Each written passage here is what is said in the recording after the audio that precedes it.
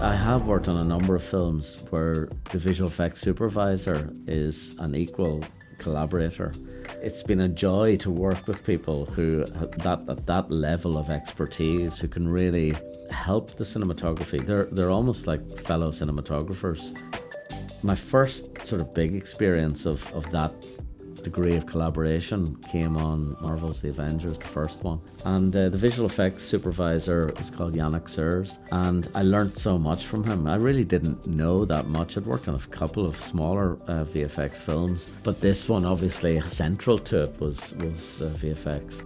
And Yannick, from the outset, was a great collaborator, and we had long discussions about how to achieve particular sequences, whether it was character creation, like the Hulk, for instance, is entirely CG when he turns into the Hulk, to working with all the Iron Man shots in New York, which required him to fly down Park Avenue, and how we would do that, and how we would produce tracking shots at speed where you couldn't fly a helicopter.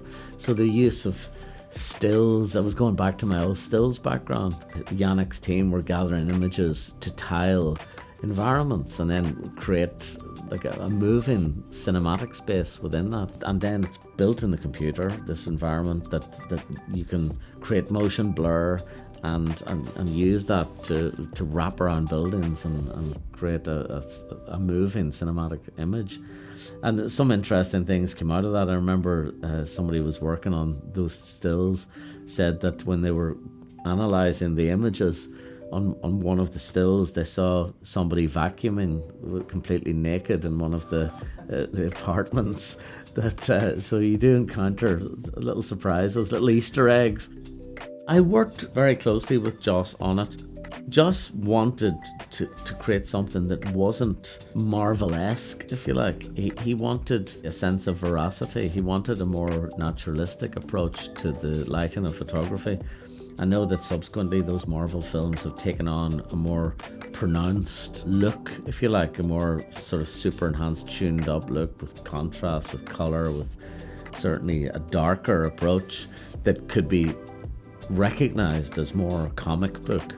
But I think what really attracted Joss to the project at the outset was these are superheroes in the real, so that there was a diurnal sort of epic in the everyday vibe to the photography. I think that's why he wanted me on board. He didn't want one of the big DPs who do these big superhero movies and flash films. So he wanted something a bit more restrained and naturalistic. And I think that works for that film. It has an innocence to it that I really liked. One day on the set, while Joss and I were working through a shot, Drew Goddard, who then went on to direct Bad Times at the El Royale, came on set. He's a friend of Joss's from a long time back, and so I got to meet him there, and then years later, obviously, he came and asked me to shoot Bad Times at the El Royale for him. So it was lovely to meet him at that point. It's funny, you have these encounters that recur. On Godzilla, for instance, Jim Rigel taught me so much about leaving space for the creature, the Godzilla creature, and working with interactive light, for instance, with exposure and all those things that you need somebody by your side reminding you what's required for visual effects to make it seamless, to make it knit into the real photography.